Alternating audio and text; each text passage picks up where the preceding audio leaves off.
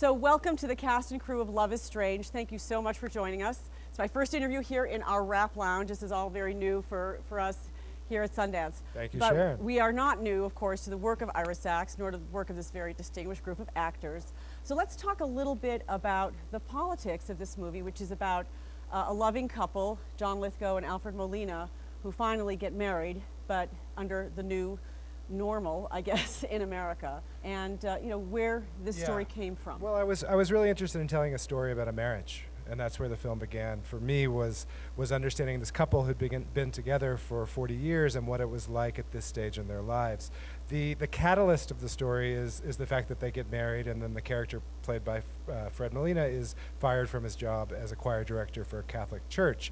And that is in the first 10 minutes of the movie, and in a way, it sets up the possibility of learning about how these characters and this world and this group of friends and family deal with each other in the time of crisis.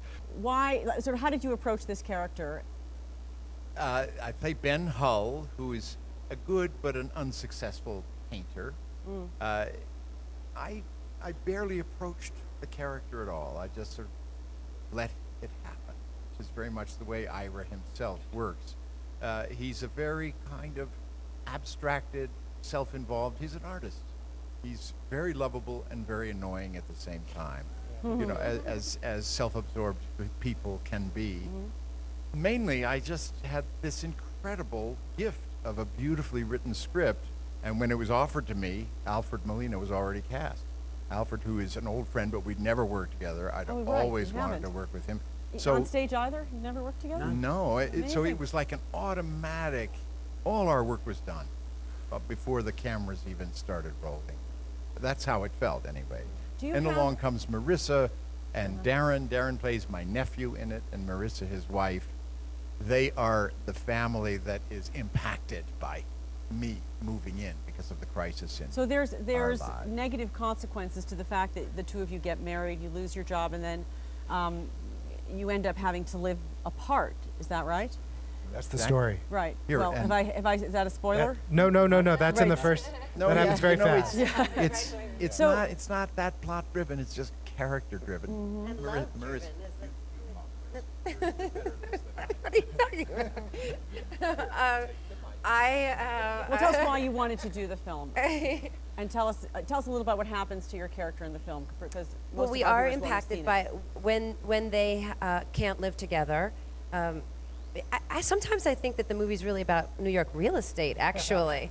It is about love and gay marriage, but it's also about New York City and high rents. And and I certainly have shacked up with more than one person due to just a great apartment. So in my own life. So, Anything more you'd care to share on that topic? No, not at this moment. Marisa Tomei on shacking up. Yeah. Okay.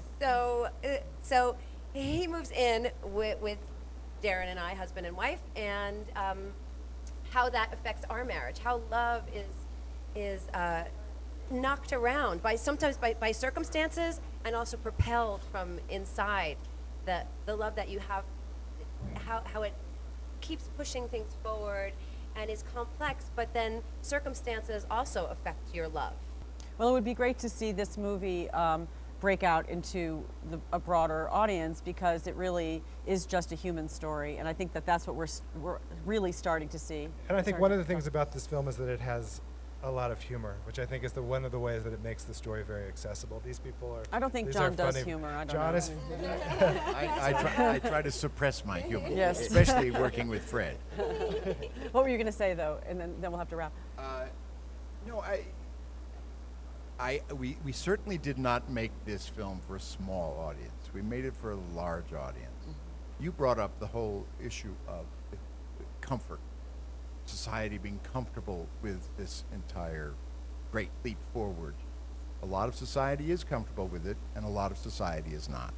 But we want to make this film for everyone. I'm perfectly happy for people to be uncomfortable with this issue, because they are our real audience. What's extraordinary about this film is how ordinary this marriage is.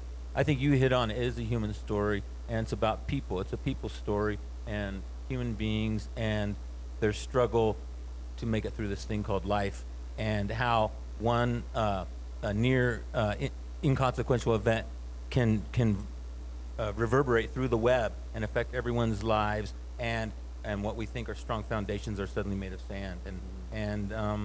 And so I think that's how it draws you in. As a human being, we can all relate on that level to that struggle to get through life.